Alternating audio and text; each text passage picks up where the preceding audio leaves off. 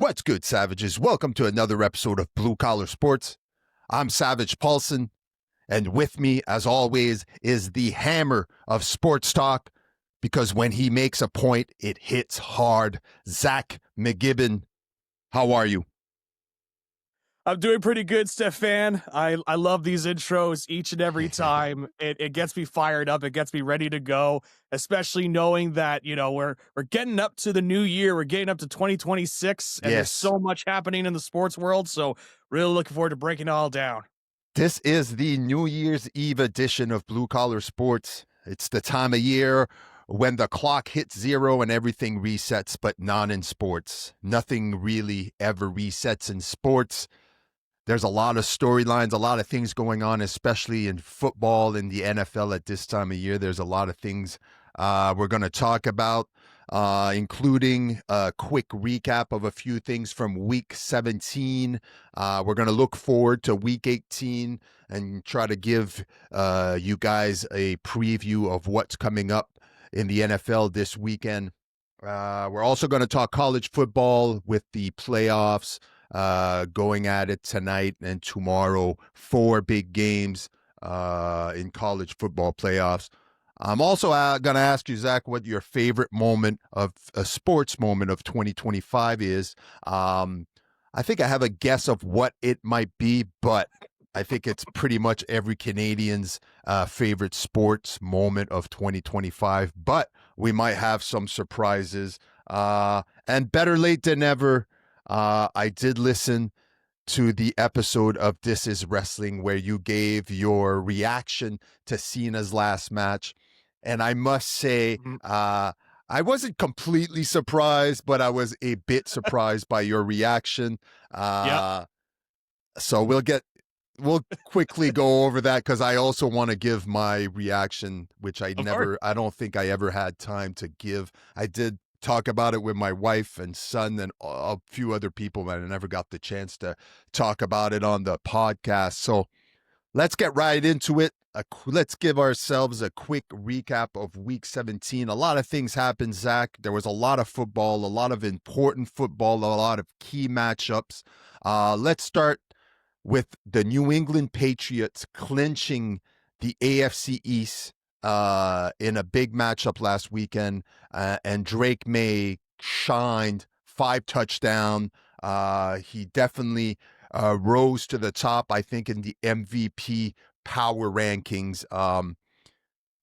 Give me your thoughts on the Patriots winning the AFC East, and is this a sign of change at the top of the AFC right now? Are the Patriots back to being a powerhouse in the AFC by clinching the AFC East in Week 17?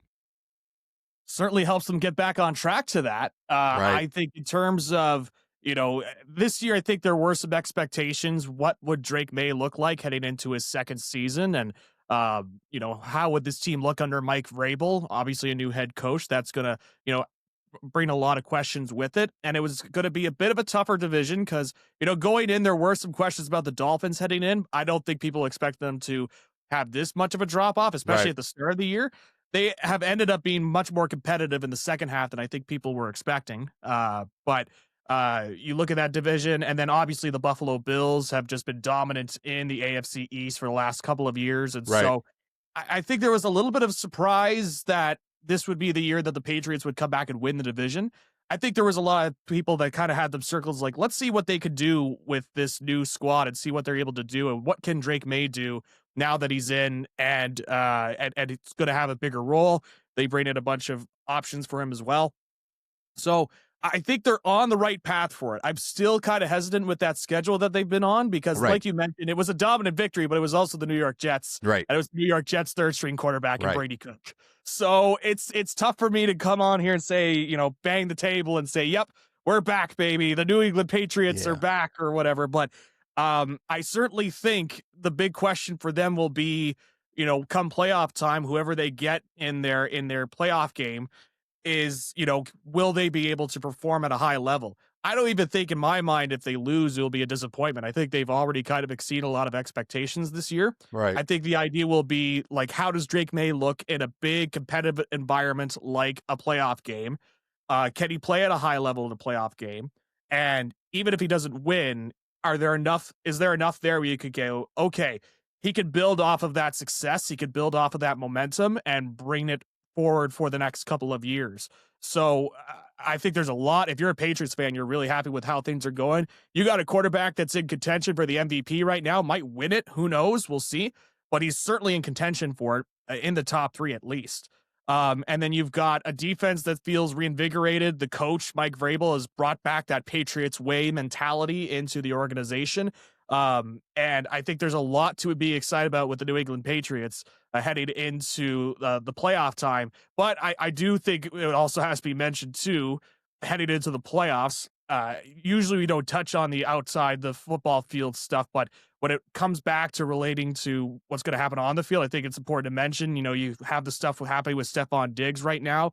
I just saw as we were about to hit the air, now Christian Barmore, the defensive tackle, has also got some charges laid against him. Wow.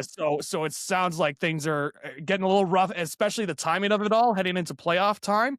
And so just looking at it from a pure football perspective, it's going to be interesting the next little bit how they're going to be able to recoup and how much of the depth is there on this team. But if you just look at it at a big picture standpoint of where the Patriots were this year as compared to last, I think there's a lot of successes and there's a lot of check marks that you can look at and say, okay, they've had a successful season, even if they lose a first round, second round, wherever they'll be slotted in the playoff picture. Right.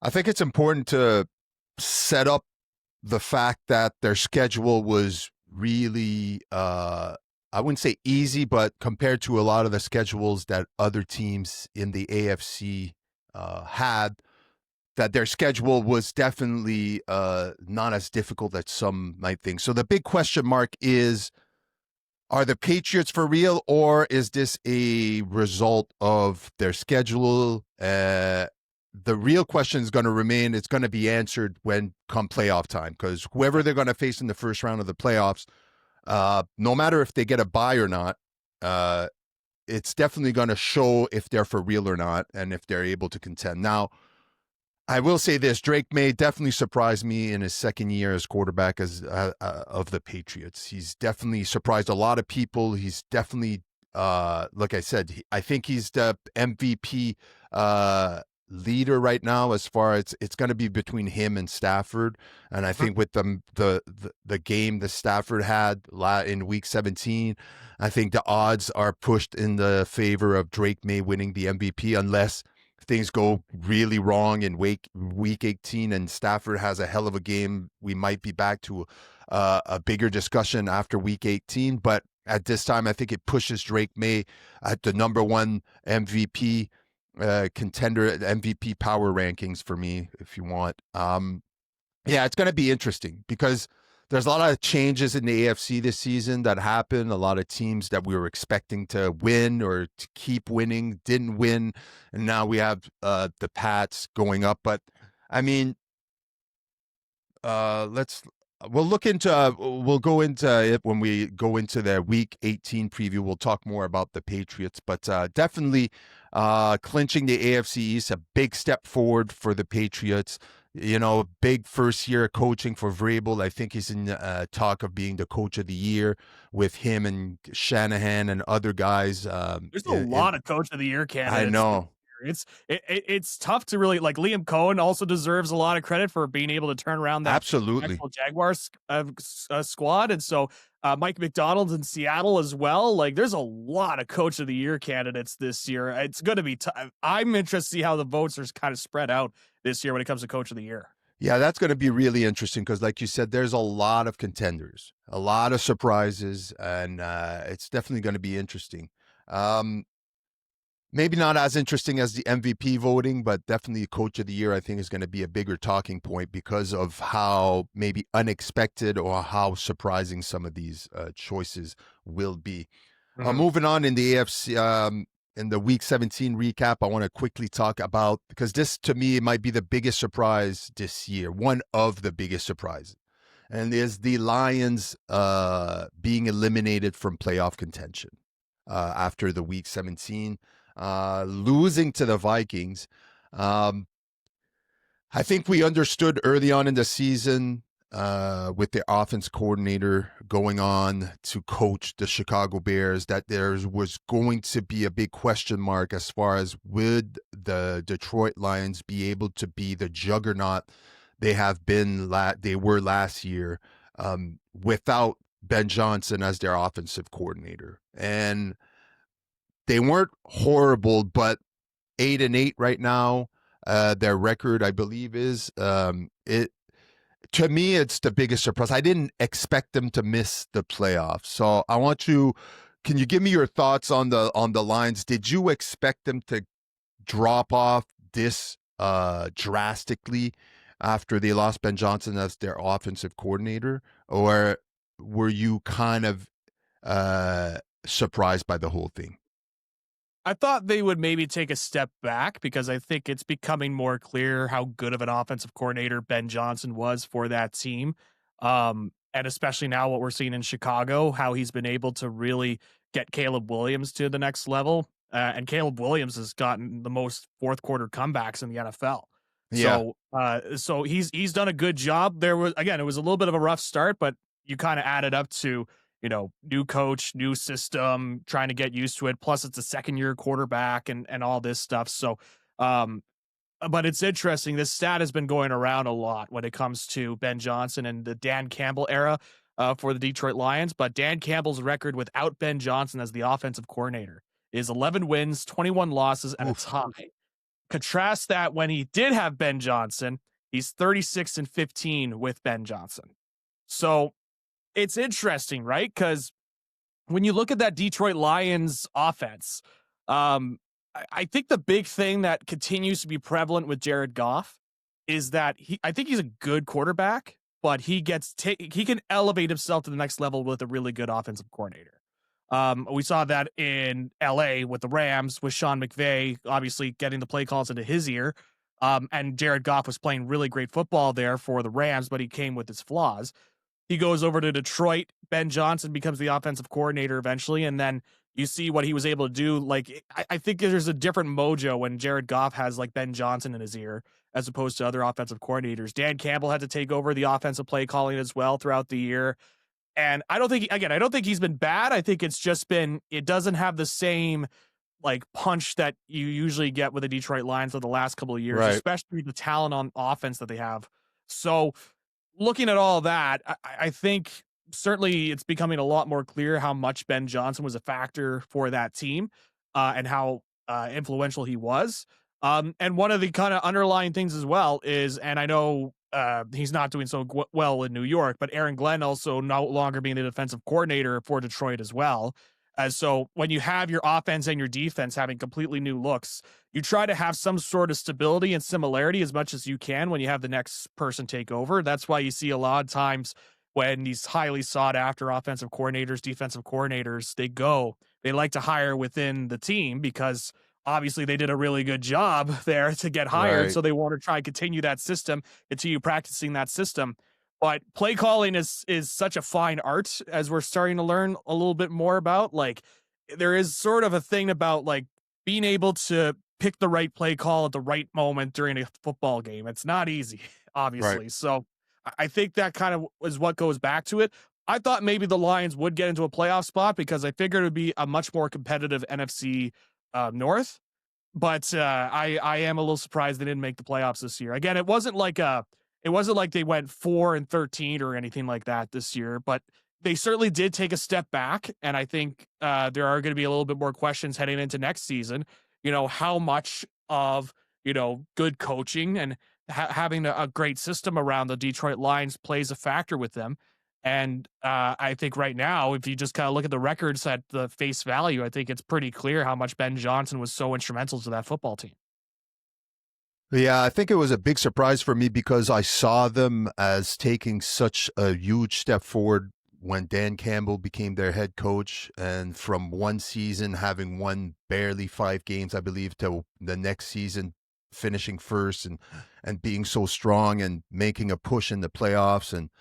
And to this, all of a sudden, the offensive coordinator is gone, the defensive coordinator is gone. Now you're left with Dan Campbell being the play caller, and all these changes. And now you get back, and you're currently last in your division. You're eliminated from playoff contentions after week 17.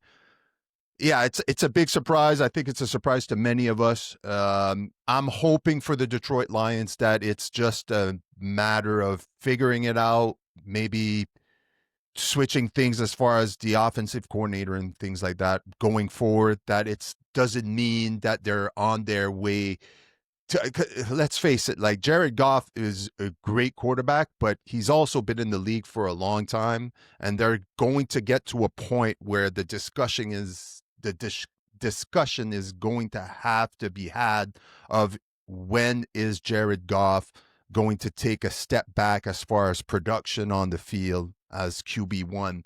So I'm hoping, I wasn't expecting the Detroit Lions to take such a big step back, where maybe if next year it's still something similar where you're going to have to start talking about a quote unquote maybe rebuild or mini rebuild or whatever you want to call it. They've been a losing football team for so many years. I really thought after last year that they had really turned things around. But like you said, and like I think a lot of people mentioned, I think Ben Johnson leaving the Detroit Lions was the biggest factor here, and just how good he was as a play caller for the Detroit Lions. Yeah, and Uh, one of the things too I wanted to mention as well is, a couple of years ago when Goff came in, like he was playing fine, but it was pretty clear that the Lions were trying to set up potentially a replacement for him when they drafted Hendon Hooker a couple of years right. ago from Tennessee. Now Yeah. he's no longer with the team because he played so well, Jared Goff, that there wasn't really a need to have Hooker in your second string, third string quarterback. And so Hooker's now just kind of been bouncing around the league, but I think even the Lions, to an extent, were just kind of preparing for, if the Jared Goff thing wasn't going to work, who can they find, right? At that QB position. Now, fortunately for them, and it definitely worked out for the last couple of years. They finally had some stability at quarterback after Matthew Stafford. And so I think to be able to have that, like, I think it kind of goes under the radar sometimes, just how important having stability at quarterback is in the Right. NFL. Teams are always chasing for that next QB, right? We see with Minnesota, just they can't seem to find that one QB that's going to stick around and play long term. They always find these short term gaps, but you don't really have, other than really their most recent long term solution was Kirk Cousins, and he lasted for a few years. But you look at Green Bay as the defining example of that, just being able to have so much stability at the QB position, going from Favre and going to Rodgers and then going to Jordan Love.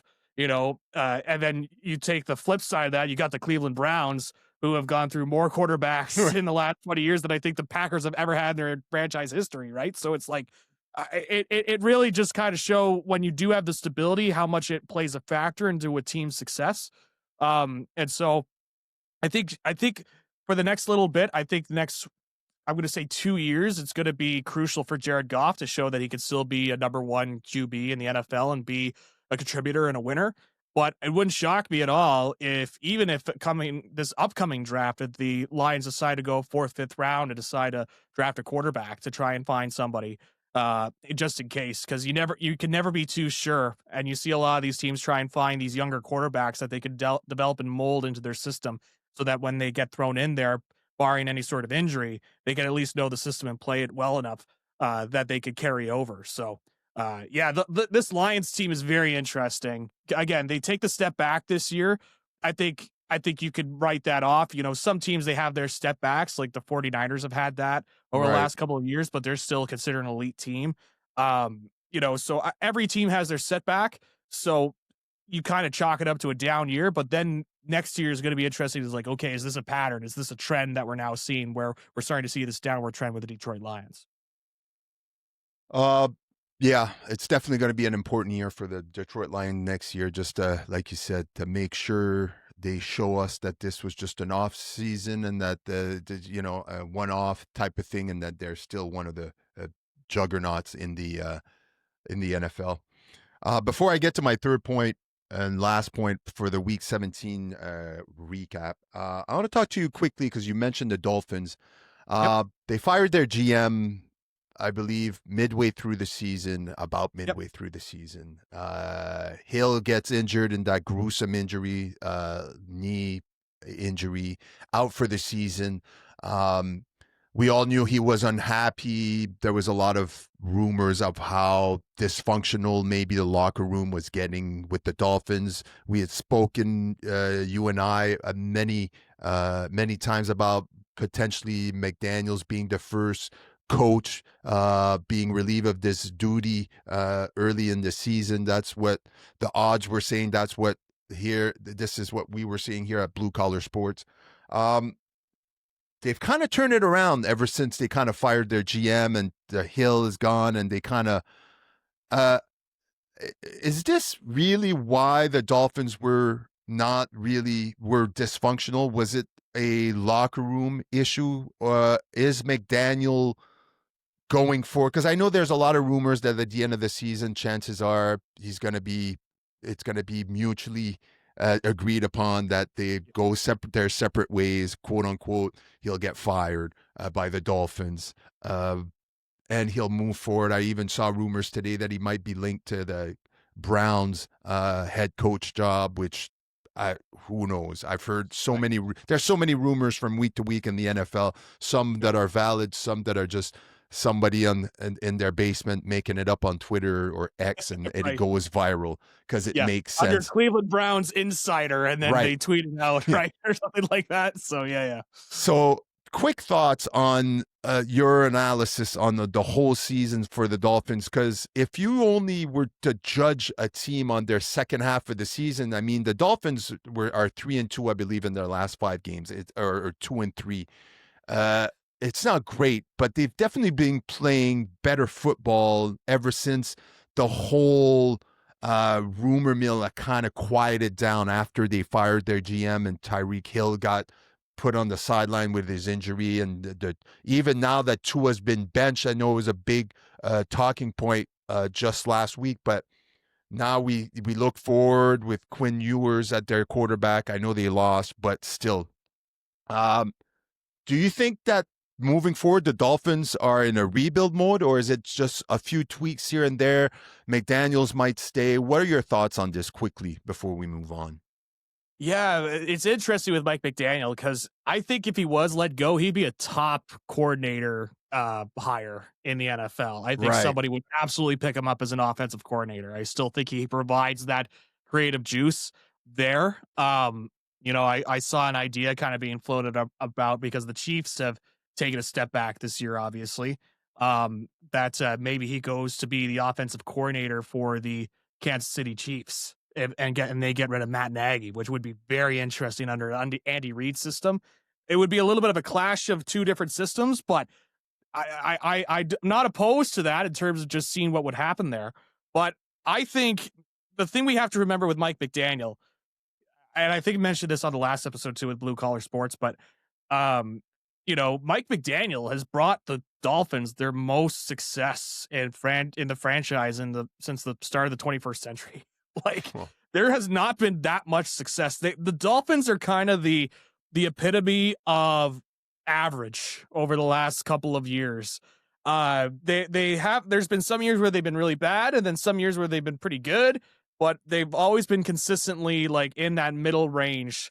And in the case of McDaniel, he brought an offensive flair. You got Tagovailoa, you got Tyreek Hill. He was able to utilize to the max. Jalen Waddle as well was another guy that he was able to maximize. Devon Achane has really come alive as a running back over in Miami. So that offense, he helped really put that all together. The defense there for Miami was solid enough. There's been a lot of success, however you define success. If you want to look at it as getting into the playoffs each year, then yes, Mike McDaniel has been able to bring it to Miami over the last couple of years. So it wouldn't shock me if they just give him a chance. The tough part about it is when you get rid of a GM midway through the season, GMs like to have their own coaches implemented as well. So it's tough, especially when you're going out and trying to hire a GM, because if you're a GM candidate, you want to have your say. You want to have your guys in the building. So it's going to be interesting. Like you, I think there's going to be like a mutual agreement to kind of leave, and I think McDaniel will be an offensive coordinator prospect there, and go to a team because again, I think he could still bring it on the offensive side of the ball, and if he just focuses on being an offensive coordinator, wouldn't shock me if like he goes to a team that team has a lot of success on offense and he becomes a head coaching candidate again. But I think that scenario that you laid out there, where it's like a mutual agreement that okay, we're gonna move on, we're gonna go on this search, and we're gonna just start anew. I think you kind of indicated back to Tua Tagovailoa being benched as well. I think Tua's going. Tyreek, I think, is not coming back in a Miami Dolphins uniform as well. I think you're seeing the elements in play here for like a slow little rebuild there in Miami to try and rebuild that culture there. I still think the culture was not so great. But I think you now have some people that were, not great contributors there with the GM, Tyreek, and now I think Tua as well is kind of being thrown into that mix where you're starting to have a little bit more of a team vibe. So all that to say, I think Mike McDaniel's probably going to be gone as the head coach by the end of the year. But having said that, and I'm going to do the good old fashioned, I'm also going to save myself here by saying it wouldn't shock me if he comes back one more year because they like what he's been able to do there and he's brought success and they look at it as a down year and they say, hey, he can work with this new general manager we're going to hire and try and put in this new team that we're going to build around. So but I don't think he's sticking around as head coach by the end of the year. Yeah, there's still a lot of question marks as far as who the quarterback is going to be for the Dolphins next season. What kind of star player can they bring in the offseason, either be by trade or by signing, especially at the wide receiver position, because they're really set at the running back. I mean, HN has been really, really good this year. So really interesting for the Miami Dolphins. So it's something to keep an eye on. Texans clinched their third, for the third year in a row, clinch a playoff berth. Their defense has been stellar these last few weeks. Honestly, most likely, I watched their game done last week, and look, I've been a CJ Stroud fan for since he got drafted, but he doesn't look very comfortable the last couple of games I've watched him. The reason, the big reasons why the Texans are winning is definitely their defense. Their defense is just all over the place. They're really, really good. And one of the reasons why I did make the statement either last episode, the 2 episodes ago on Blue Collar Sports, where I declared that or I sent you a message, I think, saying that the Texans were Super Bowl bound simply because I believe defense wins championship. And if you go by that, I think they're one of the most consistent defense right now in the NFL.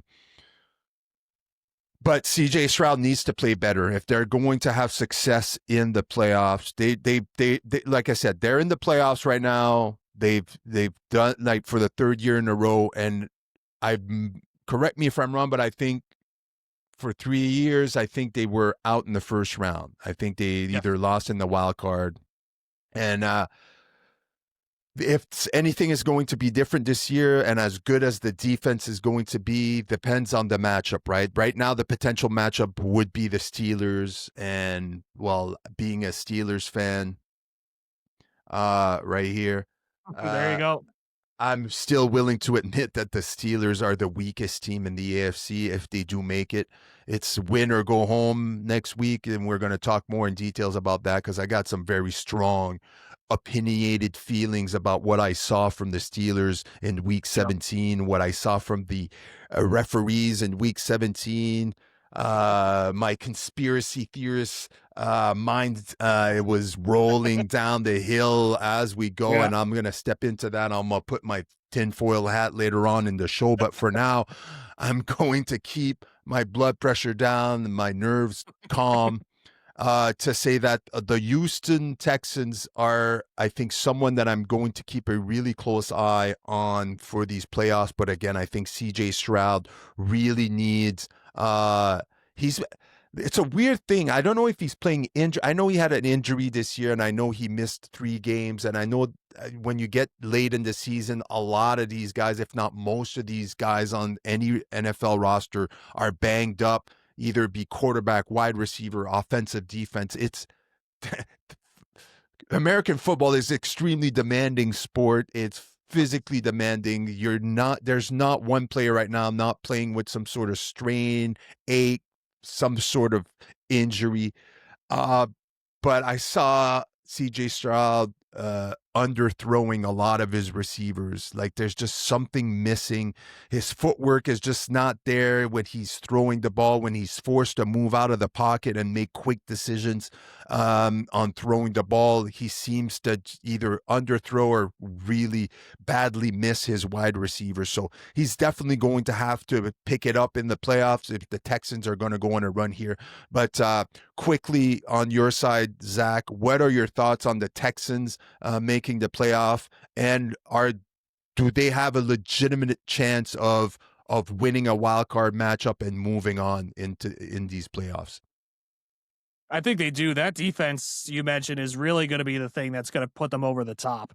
Because that defense is the number one total defense in the NFL. Mm-hmm. And some of the players that they got there, Derek Stingley, Jalen Petrie, Will Anderson Jr., of course, on the edge. I mean, those are guys, especially Will Anderson this year. I think he's been cementing himself as a top 5 edge rusher in the NFL. He has just been playing just lights out. He was part of that same draft with CJ Stroud when the Texans had 2 first round draft picks in the top 5. And Will Anderson was one of those guys they got. They wanted the marquee player on offense and the marquee player on defense, and they certainly got that on defense with Will Anderson. I think for a time we thought they also got that with Stroud. Now it's becoming a little bit more unclear. I think it's interesting with CJ Stroud because the first year that CJ Stroud came into the NFL, he had Bobby Slowick as his offensive coordinator for the Houston Texans. And, he had this incredible year. And then after a while, it just seemed like Slowick finally kind of suddenly got cut and fired. And people were surprised about that with Slowick. Is like, what's going on? Why, this guy helped, get CJ Stroud to this level. So now I'm just looking at it here just to see where he's at now. But he's now with Miami as a passing game coordinator. But he was the offensive coordinator for Houston for a time. And ever since then, ever since he kind of got out of that system, he really hasn't played as well since that first year in the NFL, which is kind of unusual, right? Usually, like, if you're really good in your rookie season as a QB, that's a pretty good indicator you're going to have a pretty solid career afterwards. But in this case, it seems like he's been taking steps backwards. He's been regressing quite a bit. I'm not sure if it's just with the new system that he's in. It's like so different from Slowick's system when he first came in that he's making a tough transition. And one of the things we always talk about whenever you have a young quarterback is you want to try to have some stability in your offensive coordinator role, or at least that system that's implemented there. I think for the longest time, like I always throw it back to Alex Smith when he got drafted by the 49ers way back in the day, where he had to go through 5 different offensive coordinators in 5 seasons in San Francisco. And for a time, people thought he was a bust because he just could not get settled into his system.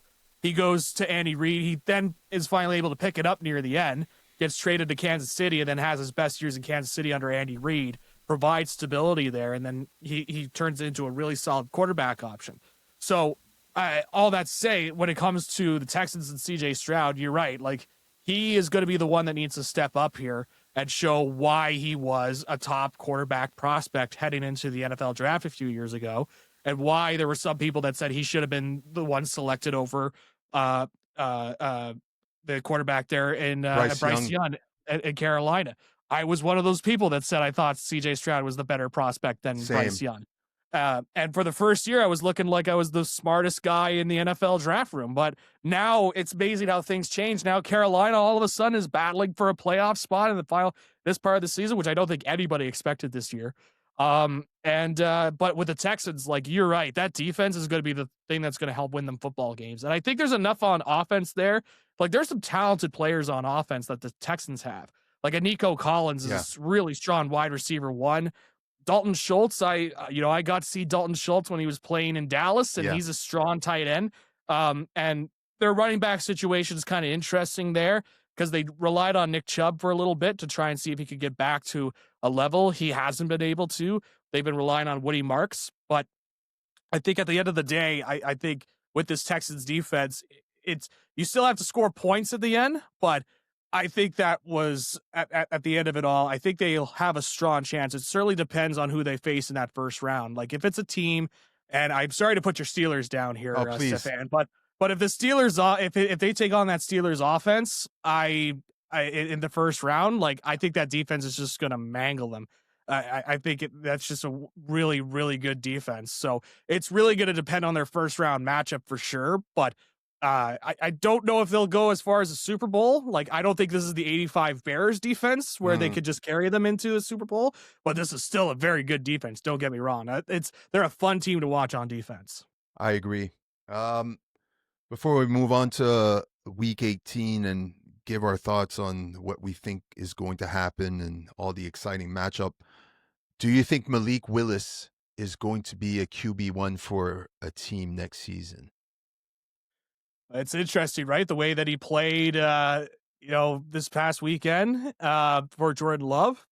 I love You it. know, I love how we played. I yeah, mean, he looks ready for me. He took a huge leap forward now, being under LaFleur in Green Bay as the backup. He definitely has developed in a way that I don't think many of us expected. There was no development when he was with Tennessee, that's for sure. And then he yeah, goes to Green Bay under LaFleur, and all of a sudden he's able to he's this hybrid of running and being able to throw the ball down the field very, yeah. very well. And his vision seems to be great, and his legs can put a team on their back and win football games. I'm excited to see where he leads. I quickly said this week, and I said if Steelers need a new quarterback, I'd be willing to put my money behind Malik Willis. hmm It's interesting. I mean, I look back to a couple of years ago in Seattle, and now all of a sudden the guy's name escapes me. But there was a player, the backup for Aaron Rodgers, like 10 years ago.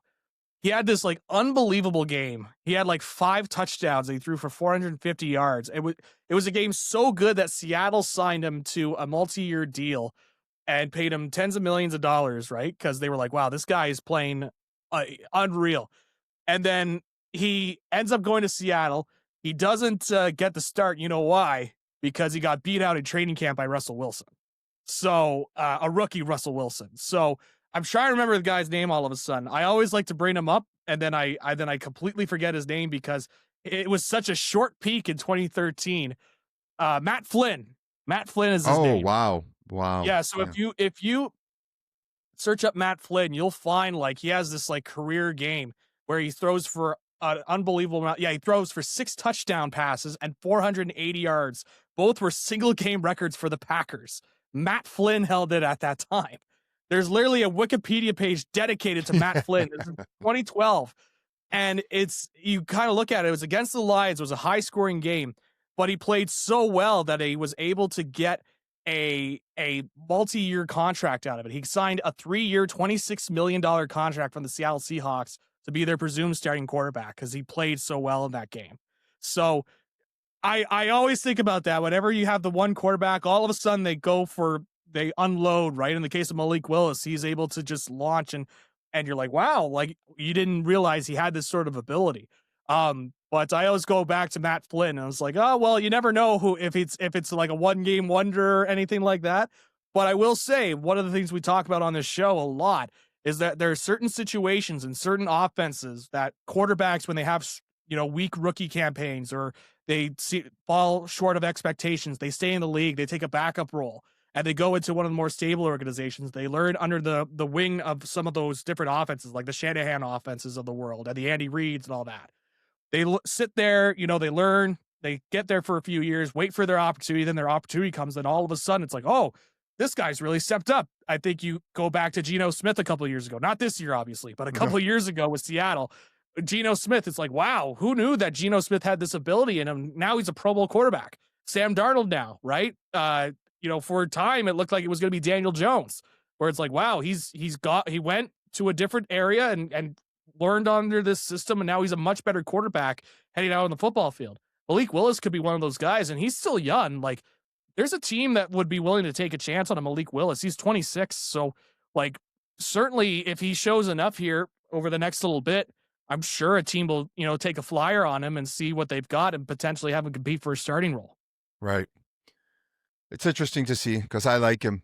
He's the type of quarterback that I like, being able to run, use his legs, and also being able to sling the ball down the field for some big plays. So yeah, I think he's Yep. exciting. He brings an excitement to a team, and he could definitely be a starting quarter. I think there's a lot of teams. If you look at this year, there's a lot of teams that he's probably better than the QB1 on a lot of teams. So Right. gives you an interesting foresight of onto next year if he's able to get a contract, sign a contract with a new team, and able to position himself for a QB1 spot.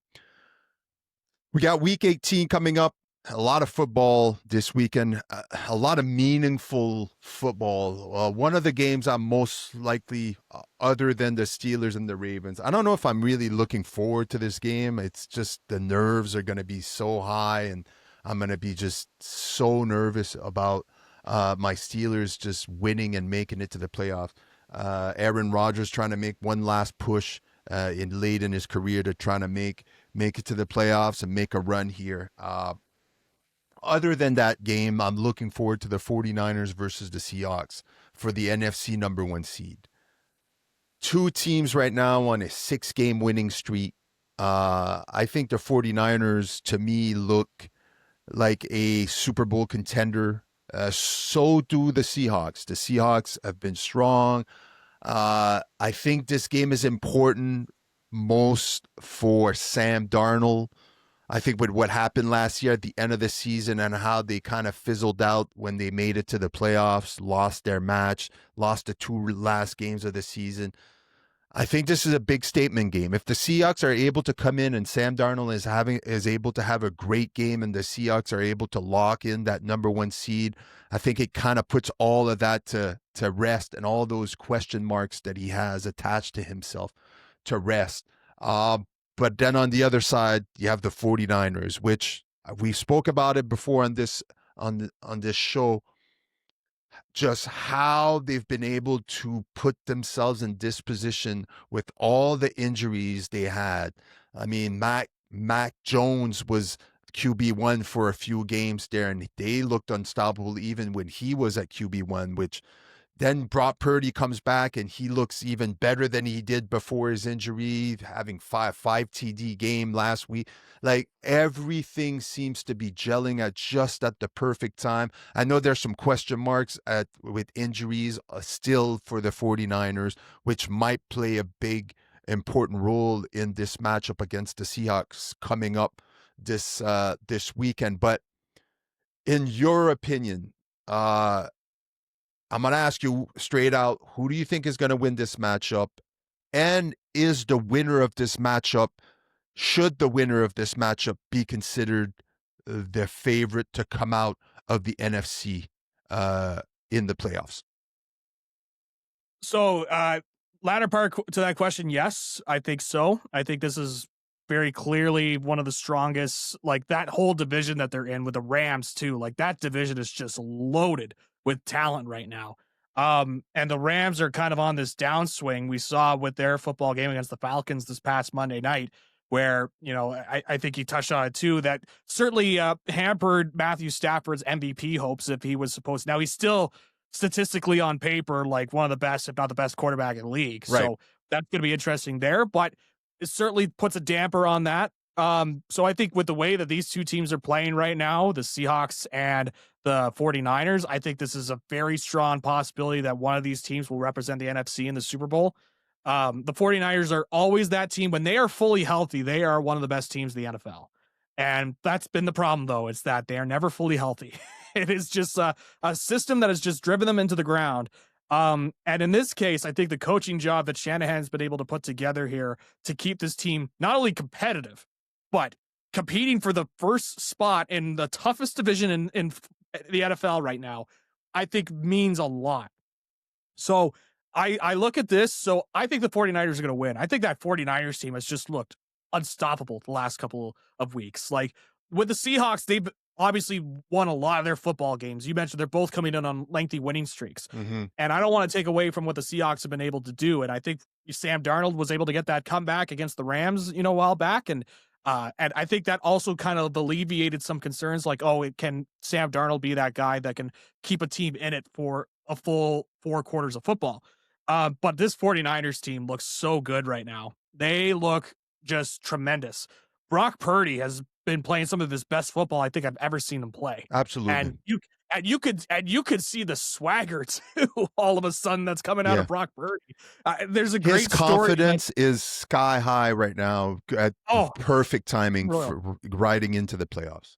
Yeah, there's a great story that came out of training camp because he was Mr. Irrelevant. He was the last quarterback selected of his QB class, and if you look at that QB class, it's pretty amazing. Like who were selected ahead of Brock Purdy. It seems like it's a big time mistake.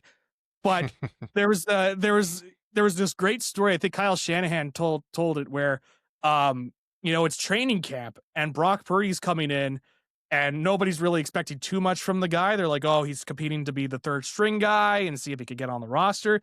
And he's coming in with the swagger of somebody that's played in the NFL for 5-6 years. They're like, who is this guy, Brock Purdy, coming in? He's got all this, charisma and like swagger to him. Like, who is he?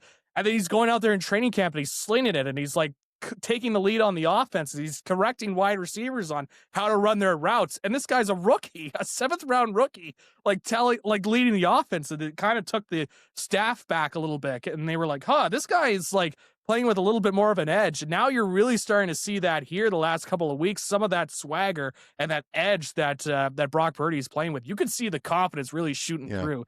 I've never really understood some of the disrespect to Purdy in the last couple of years. Like a lot of people have called him a glorified system quarterback because he's in the Shanahan offense, and they're like, oh, all he does is just do dink and dunk plays. And it's like, well, there's a lot of quarterbacks that can do dink and dunk plays, but there's also there's a lot of quarterbacks that also win their football games when they do those dink and dunk plays. And I don't even see Purdy doing all those dink and he's smart when he comes to the line. He knows what he's got when it comes to his weapons. If it was so easy, so many quarterbacks would be doing the dink and dunk plays in the NFL. You still have to execute. Yeah. So, and Purdy's been able to do that. And he clearly brings a vibe to the team.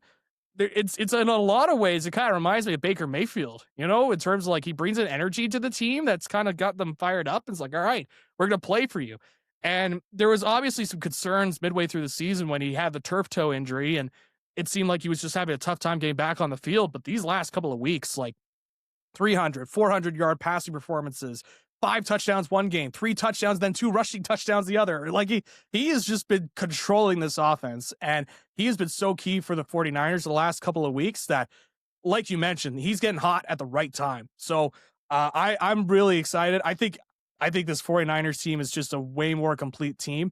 I think with the Seahawks, there's a lot to like with the Seahawks. Darnold's obviously playing really high level. Jackson Smith-Njigba is playing at such a high level too. He's really come in as a wide receiver one. That defense in Seattle, not that far behind from Houston in terms of one of the best defenses in the NFL too. So there's a lot to like in Seattle, and there's a lot that people are really invested in with that Seattle team. But I look at this 49er squad right now. I think they're just a complete football team, and they're getting hot at the right time. I'd be ready to say that both those teams, Seahawks and 49ers, are my favorite right now. If I had to pick a favorite to win the Super Bowl, it'd be between both Seahawks and the thing that worries me a little bit about the Seahawks is I think late as we get later into the season, I think a lot of the defenses have kind of figured out how to minimize JSN's offensive output. I think there's a lot of tape on him now. He's played a lot of football, and the defenses are trying to figure out he's kind of slowed down as far as offensive production in the last few games. He's still a juggernaut, and I think he's still their number one weapon on offense. That's for sure. I'm not saying that he's not, but I think that the defenses have really figured out how to play the Seahawks and JSN, and it's kind of showed in the last few weeks. But that said, I think he has the capability of just showing up in big And this is a game where he could prove that he really is one of the top wide receivers in the NFL. And I'm expecting a big game from JSN this weekend. I think it's going to be a high scoring game between both, even though we have the Seahawks. I know the Seahawks defense is top notch here, but I'm not expecting them to shut down the 49ers. I think Brock Purdy is going to come into this game extremely confident. I think he's going to be that field general that we've seen in the last few weeks, where he's going to be extremely confident, calm, collected, and he's going to be able to hit his wide receivers. He's going to be able to find the holes to maybe rush for a lot of yardage, maybe for a couple of touchdowns. So it's very exciting matchup here in Week 18 for all the marbles here in the NFC. I'm going to pick the Seahawks in this one. I think it's going to be a very close game, but I think, like I said, I'm expecting a huge game from JSN and Sam Darnold. I think it's the game. If there is any game, any time to really prove to your doubters that you are who you say you are, I think this is the time for the Seahawks, Sam Darnold, and JSN. So very excited for that matchup. I ain't going to wait any longer. Let's move on to the Steelers and the Ravens. I was going to keep it for last, but I have it here on my call sheet. It's quite simple. Steelers, Ravens, Week 18 matchup. Whoever wins not only wins the AFC North, but makes it into the playoff, and whoever loses is out of the playoffs. I'll be honest, I didn't expect it to come down to Week 18. I thought the Steelers would be able to lock this in. I really thought they were going to be able to lock it in last week against the Browns. Man, that game really pissed me off for many reasons. So I'm going to put my tinfoil hat. I should have made myself a tinfoil hat. Because when the game, halfway through the game, when it was halftime, my whole thoughts were, oh my God, how bad does the NFL want that Week 18 matchup between the Ravens and the Steelers to mean something? Right.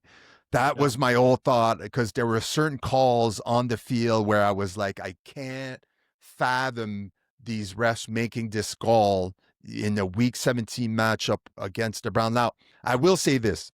I am a huge Shedeur Sanders fan. I'm going to say it right now. And if the Browns don't want to keep him, I am begging the Steelers to try to find a way to bring Shedeur Sanders in Pittsburgh. I think he would be a great fit in Pittsburgh. I think he has just something about Shedeur Sanders that I love. I love just how he's able to control the media and how they expect him to be this brash and provocateur and whatever he's saying. And most of the time he's calm. He'll even put these media folks on the spot by questioning, like, are you really going to ask me this questions right now? Like, are you kidding me? Like, I just love his demeanor. And in the first half of the game against the Steelers, he looked stellar. He looked great, able to find his guys down the field, to be able to make the plays, to find the pass. It kind of sputtered out, though, after throwing a couple of interceptions, and we didn't see much of him in the second half.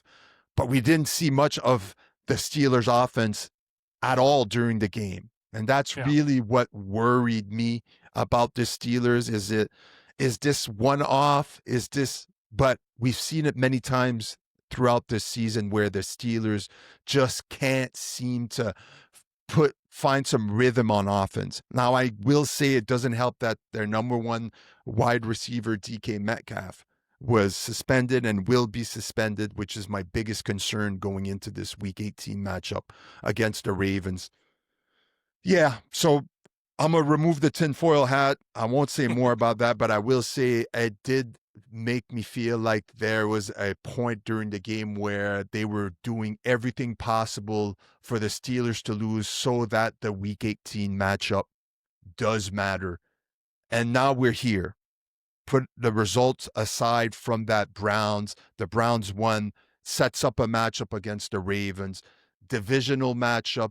rivalry for all the marbles, the AFC North and a spot in the playoffs.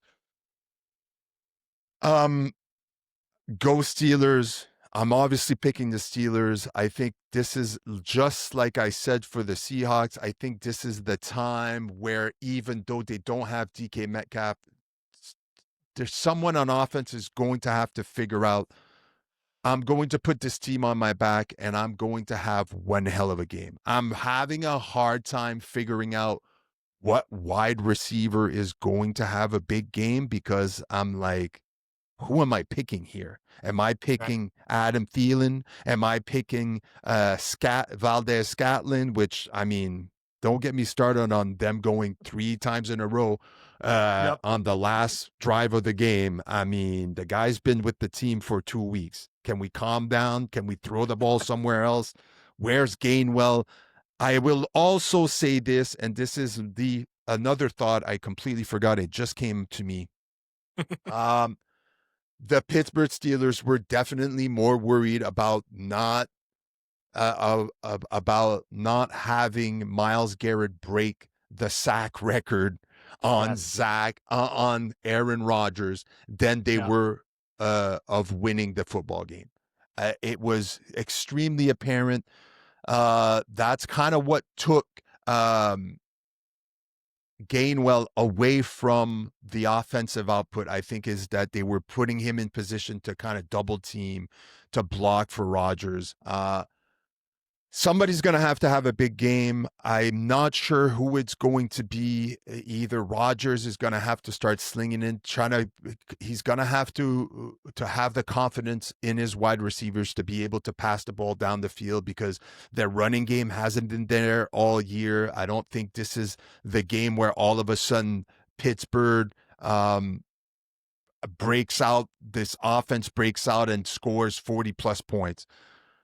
If I had to pick, I think the defense is going to have to lock down the Ravens whole game. I think this is the game where the defense makes a huge statement. And if anybody or anyone is going to win the game for the Steelers, I think the defense as a collaboration is going to have to get together because even they've got injuries now to the tight end and the Steelers. They've lost so many of their weapons on offense that the defense, I think, is just going to have to step up and is going to have their best game of the season.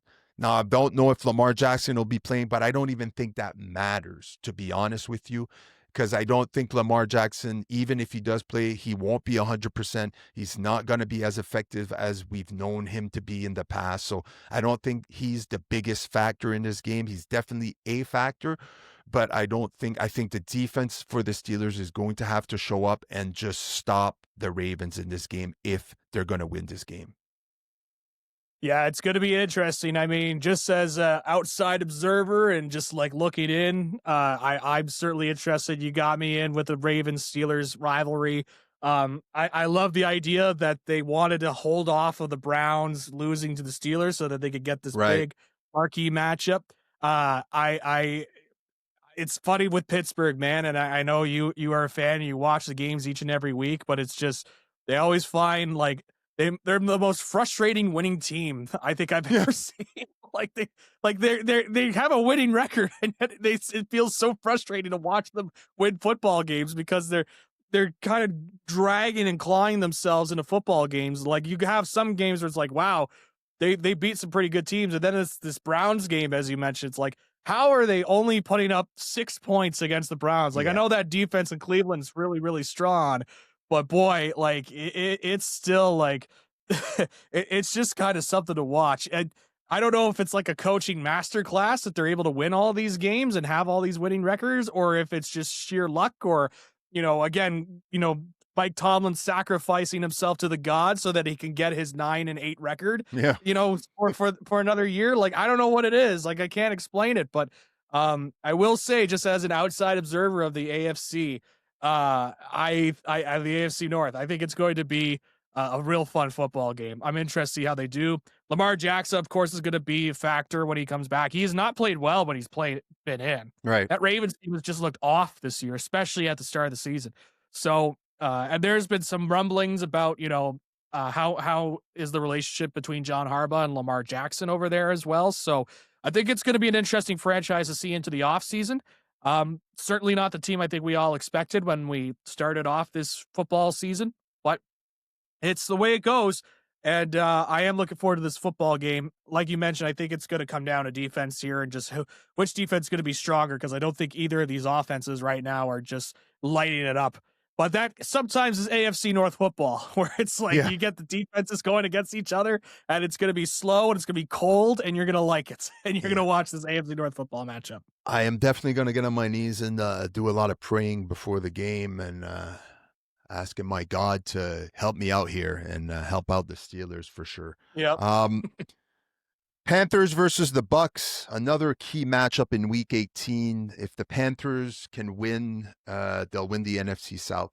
Uh, the Bucks a bit of a disappointment halfway through the season. I think we're both fans of Baker Mayfield, and I think they've had a lot of injuries on the offensive side. We know with their wide receivers and a lot of question marks going forward. But the last couple of weeks, Baker Mayfield making some questionable throws, throwing some interceptions that I'm not used to. He doesn't seem like himself again.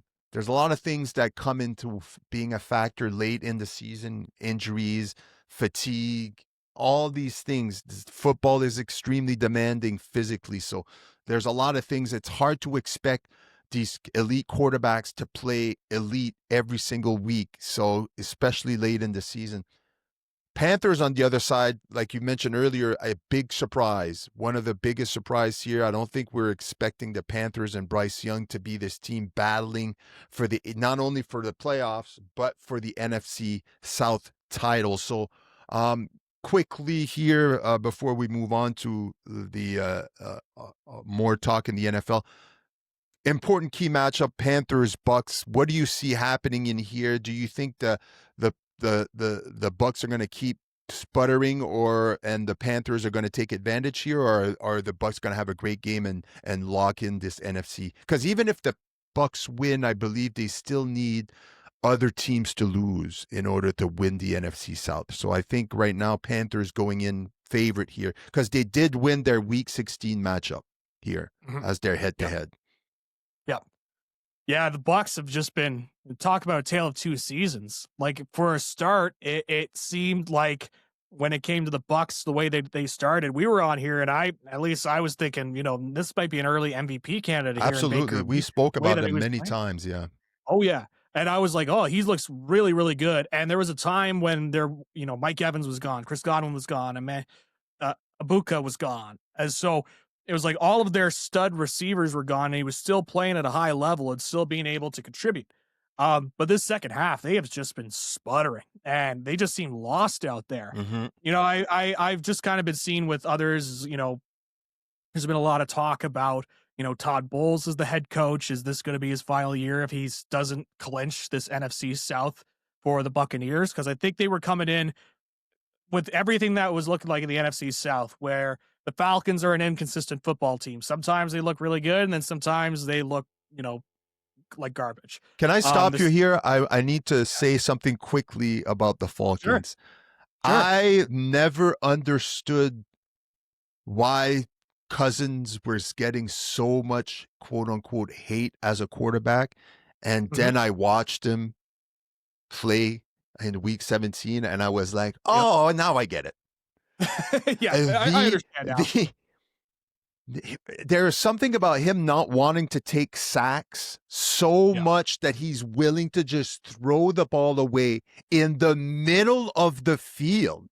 In the middle of the field. In a span of 3 minutes, I saw him do it twice, where right before he gets sacked, he just throws the ball, eyes closed, up the middle, trying to hit this patch of grass and almost get picks off. Well, he almost throws an interception twice, just trying to get rid of the ball instead of taking the sack. And I was like, oh, okay, now I get it. And the announcers really making a point that that's been him all of his career.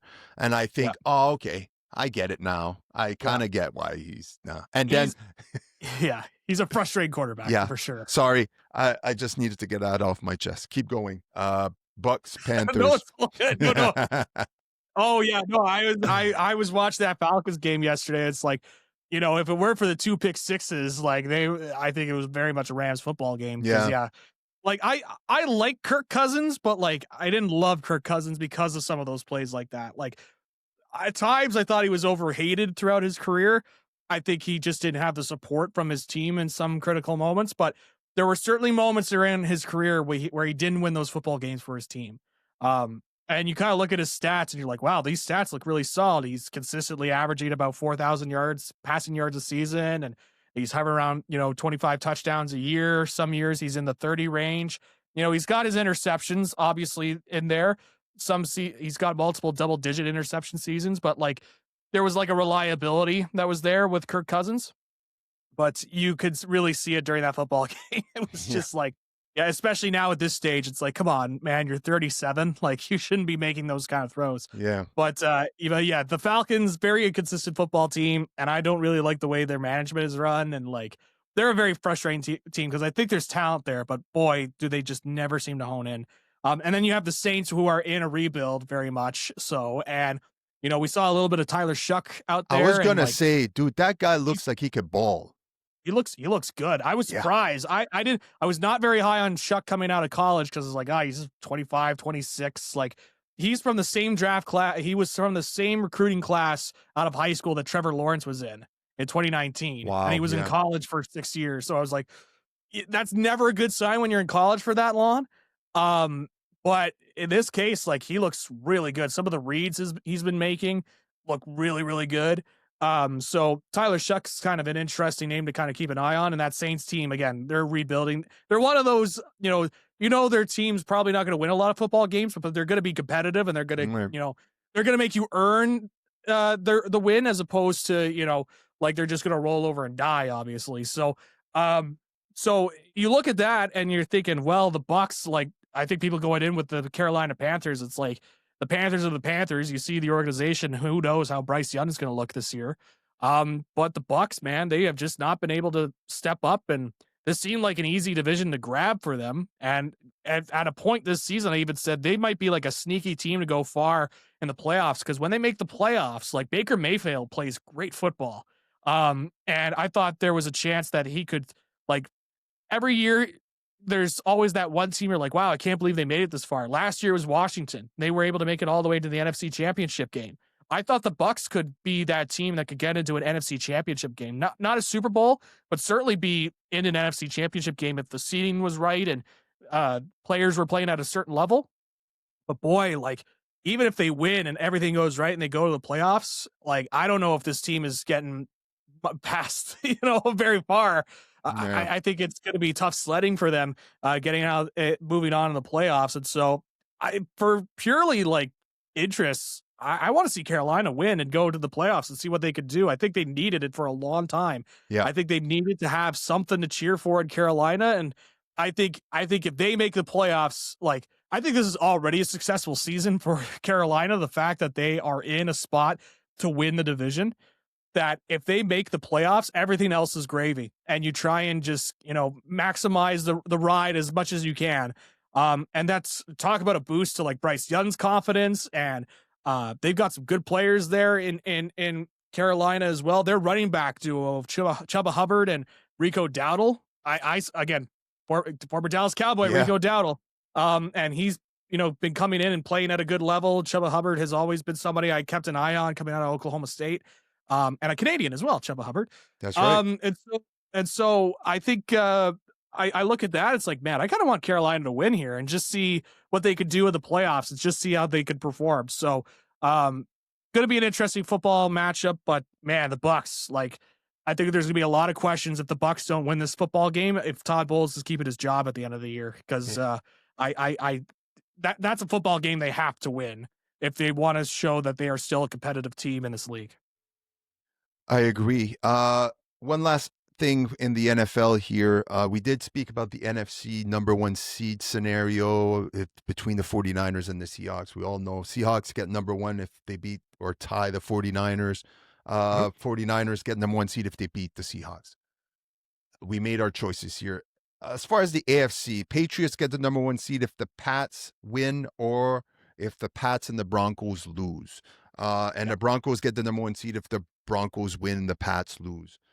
Um, Quickly here, who do you think comes out of the AFC? Are we looking at the Patriots being the number one seed here, or are the Broncos really the team that we think they are, and they're able to win the AFC here and go on and get a bye in the first week of the playoffs? It's interesting because, both of the matchups for these teams, it's a tougher matchup for the Broncos because they're facing off against the Chargers this Sunday. Yeah, That's not going to be an easy football game for them to win. Um, the Chargers, it's and one of the things too is that these are also divisional matchups that we also have to keep in mind. And one of the things when you have teams like in the case of the Dolphins, one of the things that you try and play for at the end of the season, especially when it's a rivalry matchup, is that you want to beat your rival. And that's why you see a lot of these rivalry games. You think, oh, this seems like 3 and whatever, right? 3-12, let's just say. It's like they're probably out of it, but they're gonna go in there and they're gonna compete. And a lot of these guys in the final season, like final game of the season, you have the guys that are kind of like the second stringers that are coming in and they're trying to play for a job. yeah. They're trying to show, hey, I can play at this level. So don't think for a moment that any of these teams, whether it be the Dolphins or the Chargers or anything like that, where there's kind of fates are set in stone. In the case of the Dolphins not making the playoffs, the Chargers, they're going to be in the wild card. That they're not going to play hard at the end. So if you look at it purely from a matchup standpoint, the Patriots have the better matchup against the Dolphins. The Dolphins have been turning it on. We talked about it earlier on the show, how it seems like they've been able to, really lock in and gotten a couple of wins. Wouldn't shock me if they want to go out there and play spoiler. Quinn Ewers, starting quarterback, hook him, right? He's going out there and leading this Dolphins team. And we've seen in the past the Dolphins be an upset team to the Patriots, and I'm sure that's in their mind too.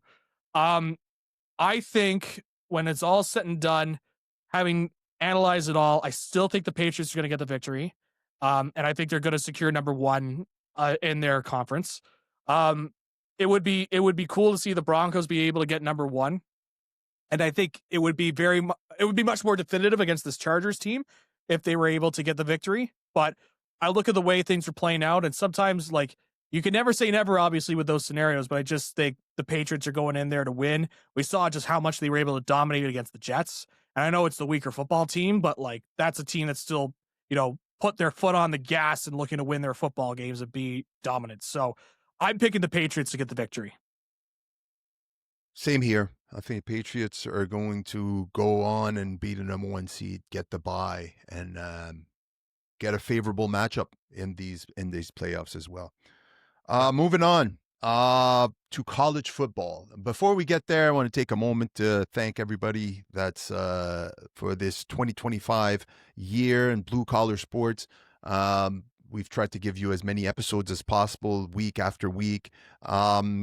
To all the people that are subscribed to Blue Collar Sports on YouTube, on Apple Podcasts, on Spotify, thank you. Greatly appreciate you. If you haven't subscribed yet, please do so you don't miss any future episodes of Blue Collar Sports.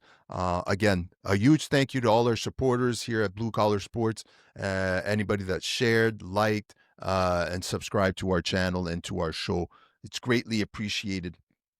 We have the college football playoffs going on this week. We have a big matchup tonight. Number 2 ranked Ohio State versus number 10 Miami. So let's start there. Carson Beck, quarterback for the Miami, is, I think, a big name here we have to pay attention to.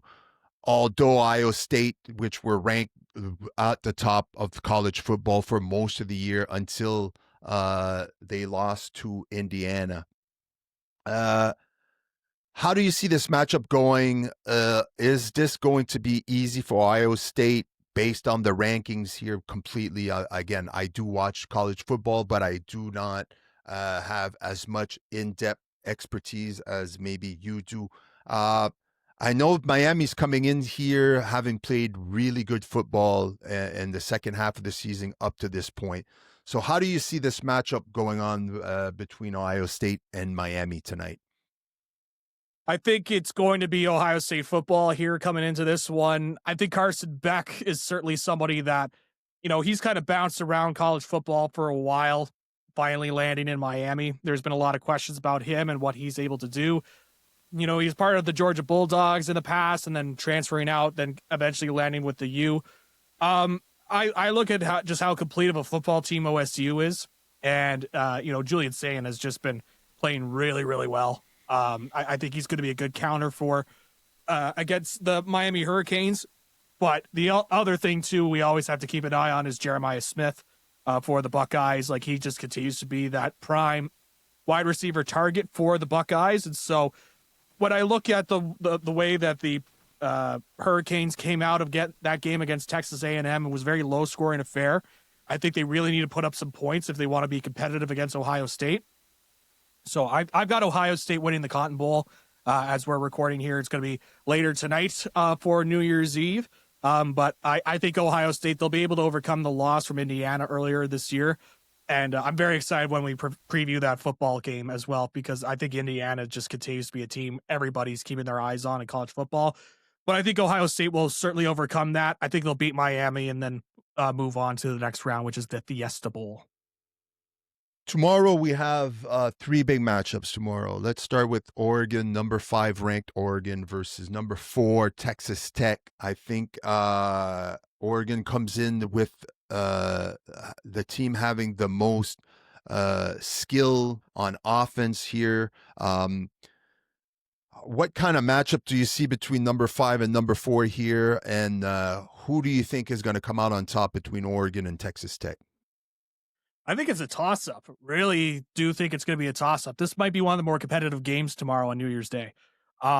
Because Oregon, there's a lot to like about Oregon, but one of the big things for me when I look at this Texas Tech team is their offense is really, really good. I like the way that they play whenever they've, gone out and played their football games. They've got they've got some good players on there. I also look at a David Bailey on defense, who's got their big time, edge rusher. He's got 13 and a half sacks this season. So I look at all that. I think it's going to be pretty evenly matched between both these teams. It really is a coin flip for either one of them. I'm going to lean a little bit more to Oregon just based on they have more experience in the college football playoff. There are a couple of those guys from last year are here on this team. And I think Dante Moore will play at a good level for Oregon. So I look at all that. I still think it's going to be a really strong football game. It's going to be close at the end, but I think Oregon will have the slight edge at the end of the day. Interesting. Alabama, number 9 Alabama versus number 1 Indiana. You got a matchup between Ty Simpson and Mendoza, the Heisman Trophy winner. Everybody looking at Indiana here as obviously they're the number 1 ranked. They're going in this game favorite. There's a lot of talk, even as they were putting the rankings together, that Alabama might not even make it in the top 12. Were ranked 9th. They won their last matchup to move forward and face Indiana here. I think a lot of us are expecting Indiana to move forward and win this matchup. What do you see here between the number 1 ranked versus the number 9 ranked team in Alabama? Crazy. If you would have told me 5 years ago I would be picking Indiana to beat Alabama in the college football playoff, I think you would have looked at me and said, Zach, you're no longer on Blue Collar Sports. Yeah. Why are you giving takes like this on the show? But boy, it's amazing what could happen in only a few years, right? Saban's gone from the Crimson Tide, and they bring in DeBoer from Washington, and still a high level program, but certainly not at the peak of the Saban years, to say the least. Indiana, that program that they've got there with Kirk Cincinnati, and some of the stuff, like, you could tell he has gone in there and implemented a culture over in Indiana. And, for the longest time, it's a basketball school. Like, right. Hoosiers just produce basketball players. But boy, they've come in. Fernando Mendoza, the Heisman Trophy winner, he's been playing at such a great high level, obviously winning the Heisman through it all. So I look at that as the way that team is just locked in. And I think this team showed that they are there to compete by beating Ohio State during the regular season. So and winning their conference championship. So I'm picking Indiana. I think that's just a really complete football team in Indiana.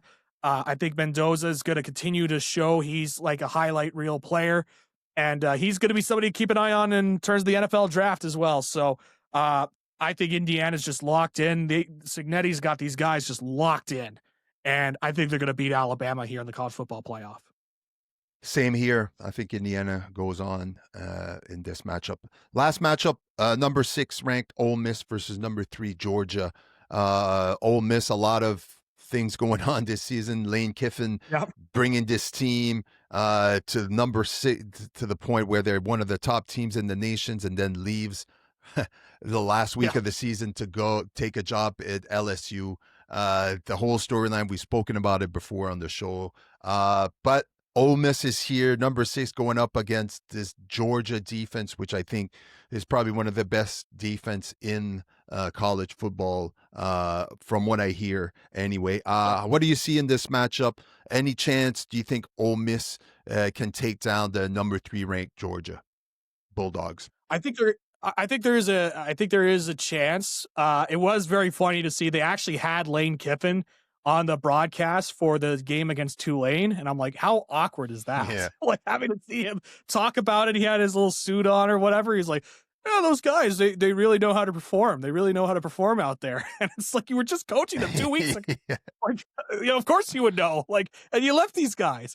So I do think there is a bit of a motivator for this Ole Miss Rebels teams that they want to go out there and show, hey, we're not just our coach, right? And we can overcome the noise, and we can play good football. And it's tough because, like, again, you have to win the matchups that are in front of you. Having to face off against Tulane is not exactly going to be the, setting points. Like, look, we could win these big time football games. So you're kind of in a tough spot because you got to win the games that are in front of you. But at the same time, you still have all these questions about Ole Miss. There's still elements of that offense in there because one of their assistant coaches is still there coaching Ole Miss before he eventually heads over to with Lane Kiffin to LSU. Again, a very awkward situation in Right. Ole Miss. I just look at all that. I think Georgia's just going to come in and win this football game. I think I go back to what happened with Ohio State. I think they're just there. They know how to play in a big time game like this. So I'm picking Oregon again, one of the best defenses in the league. I think they'll be able to figure out this Ole Miss squad. And I think Georgia's going to move on to the next round. Same. I think as much as I want Ole Miss to win, just because I think of all the matchups that I would be okay with an upset here, I think it'd be Ole Miss just to kind of stuck it to Lane Kiffin and then going Yeah. like we could still win without you. Yep. Yeah, I think this is the matchup that really interests me the most. But like you, I think the Bulldogs are just going to get it done and beat Ole Miss. Uh, Moving on, college football, a lot of interesting. There's so much football this week. It's just, Yes. we got football tonight, we got football tomorrow, we got football on Saturday, we got football on Sunday. This is a lot of Yep. question. They're definitely going to have a lot of football talk on the next episode of Blue Collar Sports. But let's move on now to something completely different. We are with 2025 coming to a close tonight at midnight, moving on into 2026, New Year's Eve, all that jazz. Zach McGibbon, what was your favorite sports moment of 2025?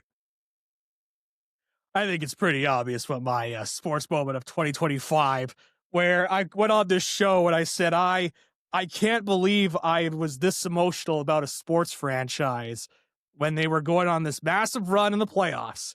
In fact, I'm run so big they got to the finals there, Yeah, Stefan, and took the world by storm in a series of matches between this team and a team based out of LA. I am picking the Toronto Blue Jays making it to the World Series for the first time in over 30 years, since the '92 Toronto Blue Jays. Yeah, it was such a whirlwind ride. It was so like you got to see more of the players and just the environment that's there. And some of those baseball games were just, had not been as locked into some sporting events, sporting games of any sport in quite a while. right. So it was just, it seemed like every scenario played out in that World Series. we're going to go 18 innings because why Yeah. not? We're going to go to game 7. Why not? And your team is going to lead all the way up till 2 outs left in the ninth inning. And then obviously we saw what happened there. Oh, we're also going to bring it to extra innings for the first time in a game 7. And we're going to do all this stuff and we're going to give you all this hope.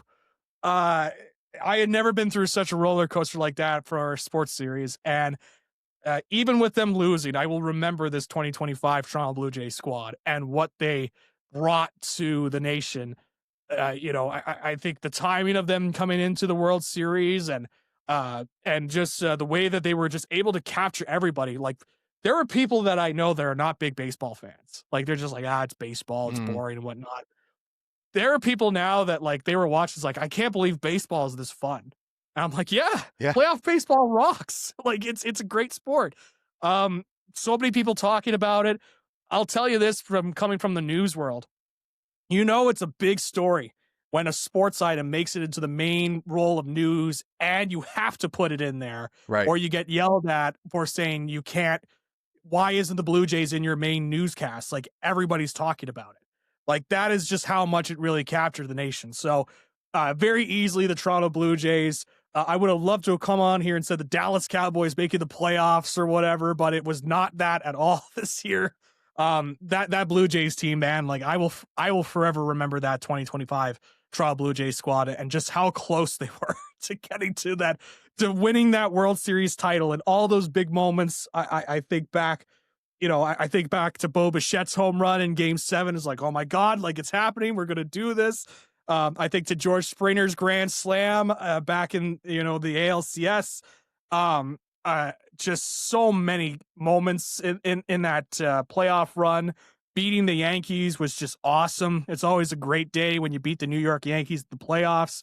I mean, it's just so much from that run from the Blue Jays that I'm still not over. I have a buddy that's like, "Are you over it yet? Are you over the?" I'm like, "I'm never going to be over it. I'm never going to be over what I saw throughout that 2 months of playoff baseball that I witnessed." So very easily the 2025 Toronto Blue Jays playoff run. Yeah, no surprise. Same here. I mean, being the baseball fanatic, being involved with baseball as much as I am, obviously Mhm. the Toronto Blue Jays making up to the World Series and to Game 7 and all the excitement, everything you said. I'm not going to repeat what you said, but yeah. A close second for me was Aaron Rodgers signing with the Steelers. I think to me that Oh was boy! All right. huge. Yeah. Simply because I've been a big fan of Rodgers all of his careers. I think all of his career. I think he is one of the best quarterbacks that's ever played the game of football. The way Oh he yeah. plays it, even the polarizing person that he is off the field, also very interesting to me. I was very happy to see him put on a Steelers. Now, I know we spoke early on in this show about how a lot of the games he plays in pisses me off simply because it's the Steelers. Seems Yeah. that's their type of football seems to be playing. They seem to have been playing these last couple of years. But Yeah. yeah, Toronto Blue Jays, World Series, LA Dodgers, all that definitely rank number one as far as biggest sports moment in 2025. But right below that, for me, seeing Aaron Rodgers wear a Steelers jersey and what might be his last uh his last football year, his last year in football means a lot to me as a Steelers fan, so a big moment for me. But yeah, Toronto Blue Jays by far number one Yeah. for The, most Canadians. for sure. The close second for me, like if again if the Blue Jays run didn't happen, for me it would be the Ottawa Senators making the playoffs for the first Right. time in many years. Mm. Just being able to see them play, it's like, oh, finally, for so long, we had to go through this tenuous rebuild and just wait for these guys to develop and get better. And I know they got eliminated by the Leafs, but that first round, there were some moments in that series where I'm like, oh, they're going to beat the Leafs and it's just going to be great. Yeah. Like there was a moment in game 6 of that series, like the Sens were down big in that series and they were coming back and I'm like, oh my God, this game 6, like there was a moment in game 6 where like, oh my God, they're going to win this hockey game and we're going to get a game 7. And like, we're going to be in a moment of time here where the Sens are going to be the one that dismantles this mighty Toronto Maple Leaf squad. And then the Leafs were able to score a little bit later in that period, and then it just totally like dropped out. But boy, there that moment in time, I'm like, oh, for so long, I had to hear about how great this Leafs team is, and then they accomplished nothing in the playoffs. And now this Sens team might be the final piece to the dismantling of the Leafs in the first round. But at the end of it all, even with the Sens being eliminated, it was one of those Stefan Paulson cheering for the Pittsburgh Steelers moments Yeah. where yes, they won, but it was still at what cost though? Because at the end, it's like it was great to see the Leafs fans being like, I can't believe it. Like we won, but like I never felt so like lousy winning a hockey game because this team's not going to compete for a Stanley Cup. Like at least I had that moment, but seeing the Sens make it to the playoffs for the first time in a long time as a longtime Sens fan, it was great. It was great to see that, and I'm not as great this year. It's been a lot more downs than ups this year for the Ottawa Senators. There was a time they were the top Canadian team in all of hockey, but they've gotten on to some losing ways, and now their goaltender Linus Ullmark is gone. He's taking a personal leave, so hopefully he's all right there. But it has not been great sledding right now for the Ottawa Senators, so hoping things could turn around in the second half of the season. But boy, this earlier this year, seeing them in the playoffs and that environment at the Canadian Tire Center and just hearing the crowd get loud, I'm like, oh, I've waited so long to see Sens in playoff hockey, and it's taken forever, but we're finally back. So, and I'm hopeful it leads to more playoff runs in the future for the Ottawa Senators. Yeah, 2025 definitely filled with a lot of great sports moment. Hopefully 2026 could be even better. Yeah. One last thing before we bring this 2025 season and year to a close here at Blue Collar Sports. Uh, I listened to your This Is Wrestling, Zach. If people don't know, listening to the podcast, Zach Yep. also on another podcast called This Is Wrestling. Um, you subscribe today on Apple Podcast, Spotify. Please go and subscribe. This Is Wrestling.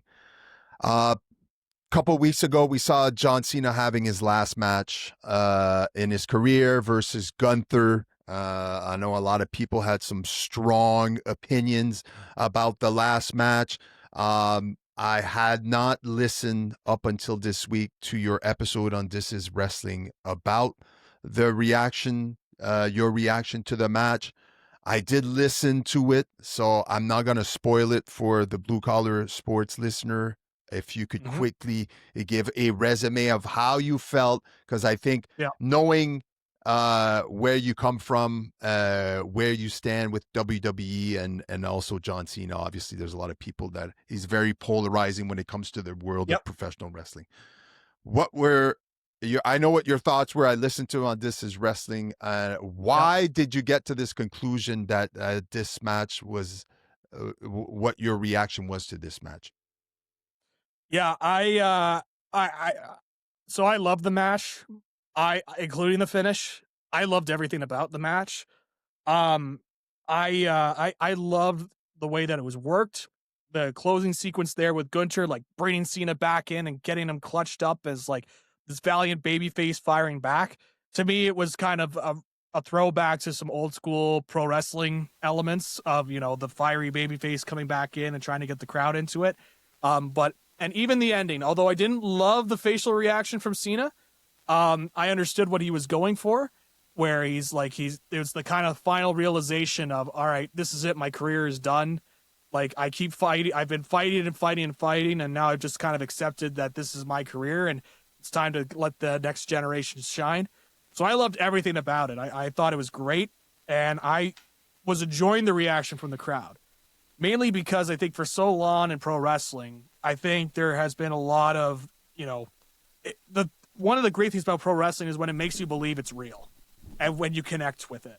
And I think the reaction from the crowd that night when Gunter beat Cena was a genuine reaction of, oh my goodness, like he won. I can't believe he won. Like I'm like the shock and the frustration. So I love that reaction because that's what I think pro wrestling should strive for is being able to get those natural reactions. Now, there's obviously the building off point out of it when you do something that bold from the John Cena match. Um, And so after that, as you heard from the rant there, what I didn't really love about it was, especially when WWE has kind of gone out there with the WWE Untold or whatever it's Unreal. called, the unscripted, Unreal. Um, that they have put out there that yes, Triple H is the guy that writes the stories. He's the one that puts the stories together. So when he's going out there at the end and people are mad because they wanted to see Cena win, instead of the reaction of like, oh, I can't believe he won, I'm gonna boo this guy, the wrestler Gunter, for beating him.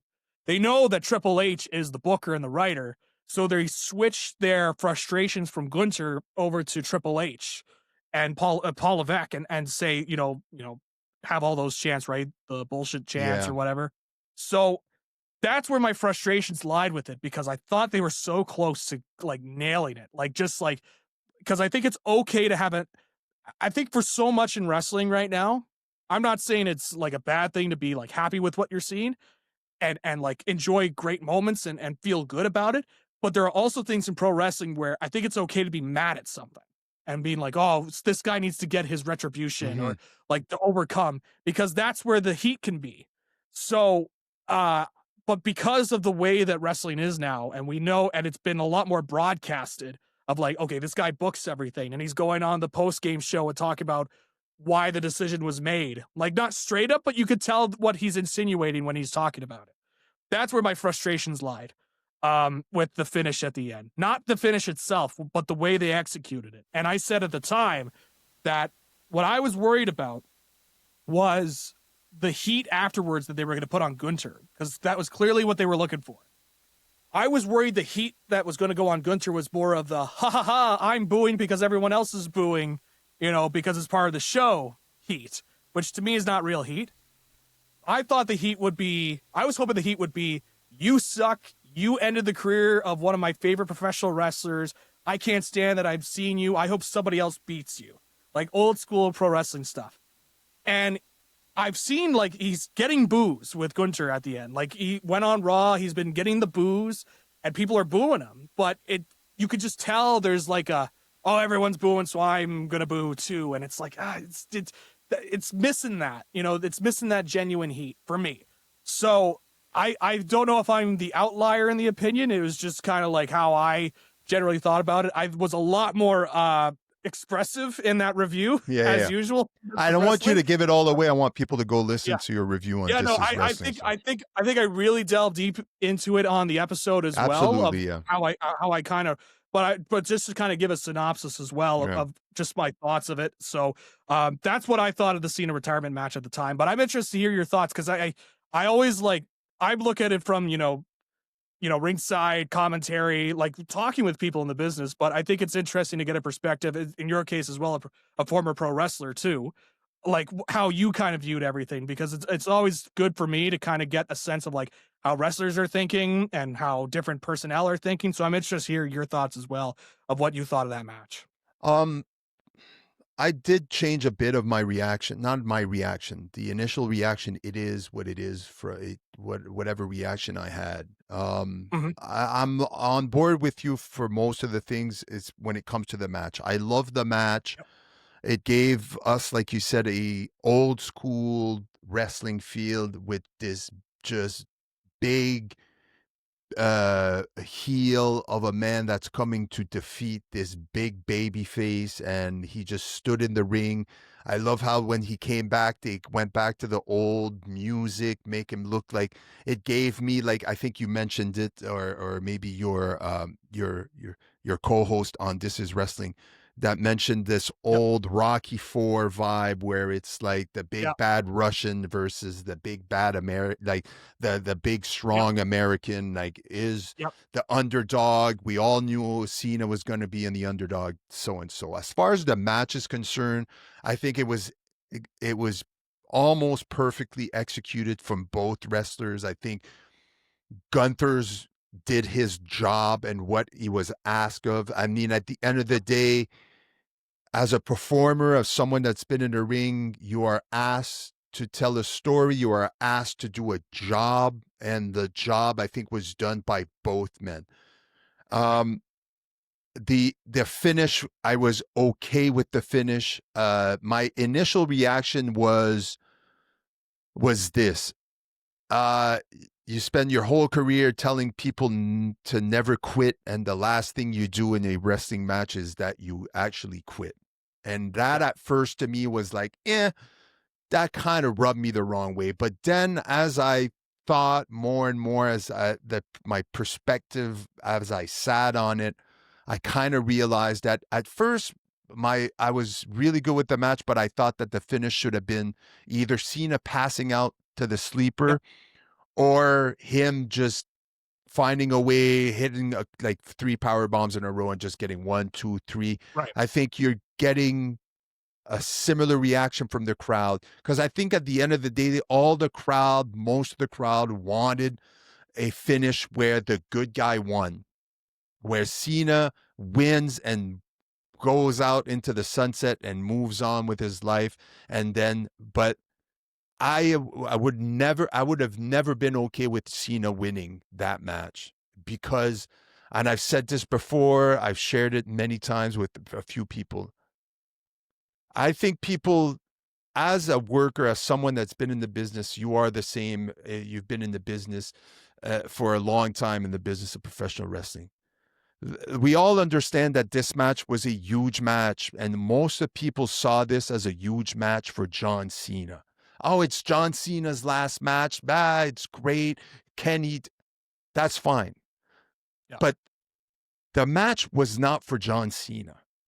The match, the the match was more important for Gunther than it was for John Cena. Why do I say that? The reason I say that is because no matter what the outcome of the match was going to be, the next day, John Cena is no longer a wrestler, no matter what the outcome was. So for me to have him win the match, you're doing so much damage to who Gunther's persona and who he is and how you're trying to build him. This was a match to simply put over Gunther as the biggest heel in the company. And I think you have to put him over in a way that they did. That's why I think the match was executed very well in that sense, where the babyface kept fighting back, but the heel was just bigger and stronger and younger and just more capable of defeating the babyface. Now, I'm also not angry at Cena just putting a smile on his face and going, I could either pass out here or I could just Yep. tap out and go out with bit of dignity, I guess. Mhm. There's a lot of different ways that you can analyze and really see the finish. But at the end of the day, I went from not really being okay with the finish, where again I think it could have been something different, to yeah, I think this was the right finish. Um, because again, I see it from a standpoint and a perspective of like John Cena's importance in this match did not matter. I know that sounds like I'm saying it wasn't important. This was because the build up to the match was this is John Cena's last match.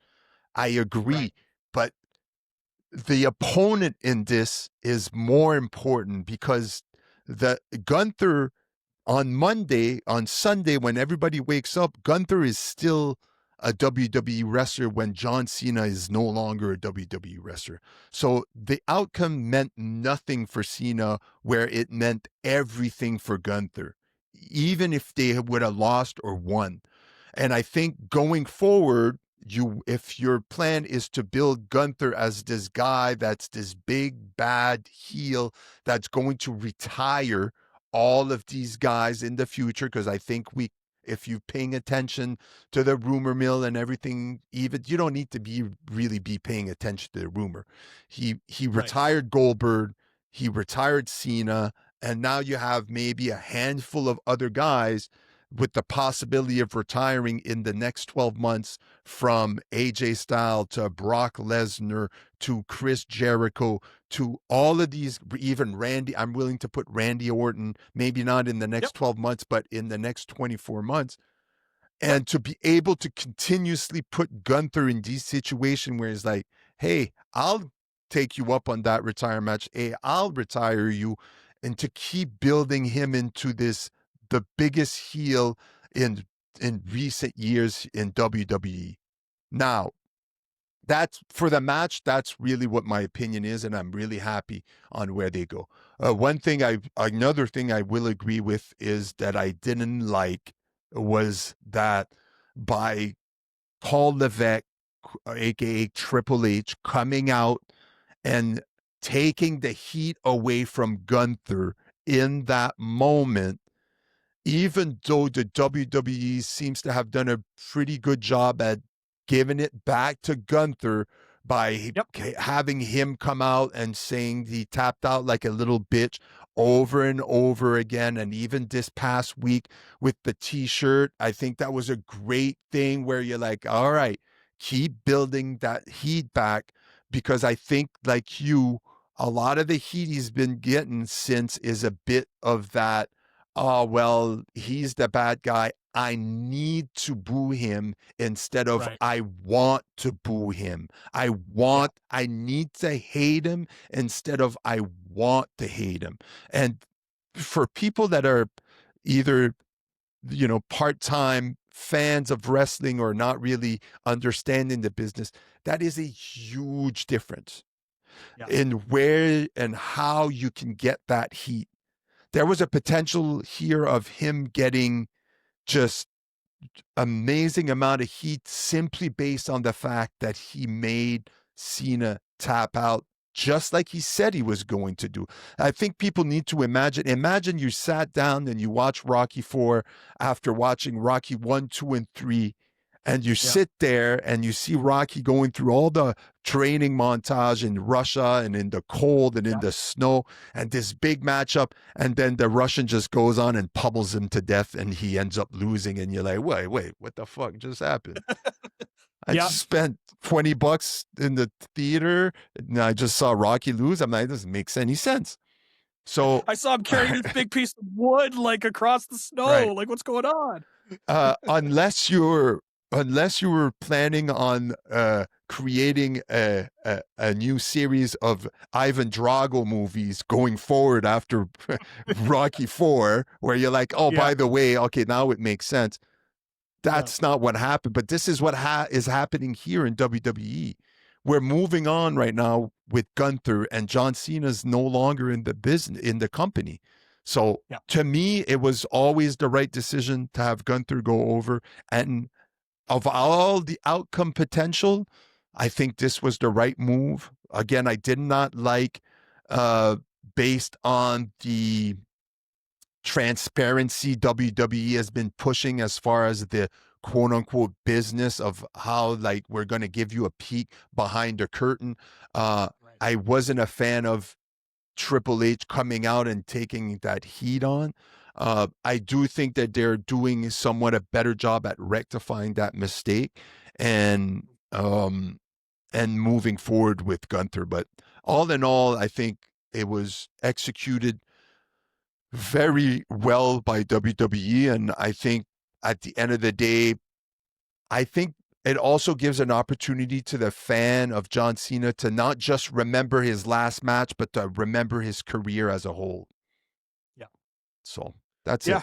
Yeah. No, I think that's fair. I like how you lay that out too. It's it is interesting. There is going to be, I think people are going to continue to analyze this match for years to come. And especially we'll see as this Gunter storyline plays out where the success will be.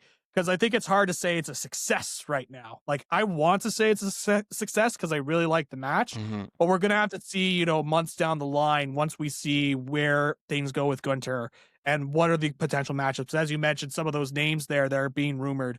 Um, so there's a lot of potential here, and I think that's why I liked it. And plus, I understand with people with the tap out how that could have thrown people off, but I think it just did more in terms of putting Gunter over. So, Yeah.